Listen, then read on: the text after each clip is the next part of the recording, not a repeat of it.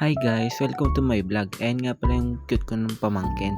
At ngayon may order tayong siopaw. Ayan, nagpakita pa ako. Haha. Ayan na, niluluto ko na ang siopaw.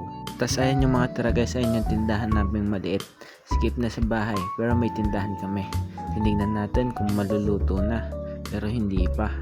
Order na kayo sa amin guys, siopaw. Masarap yan. Tapos ayan yung tindahan namin maliit. Ang daming paninda, diba? Ayan, tignan natin guys yung laman ng rep. Ano, puro soft drinks, diba? Kaya umorder na kayo sa amin. Oh, ayan na. Nilalagay ko na sa lalagyan yung siopaw na on-order. Kasi na, binabalot ko na guys.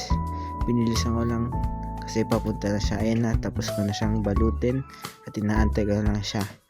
At ayan, andito na siya, naibigay ko na. At ayan, ang bayad niya. Naghugas muna akong plato guys. Pagtapos natin magluto guys, ayan na, tapos ko na siyang hugasan. At guys, magagawa na akong assignment dyan. Kaya sa susunod na vlog, hanggang sa muli, paalam.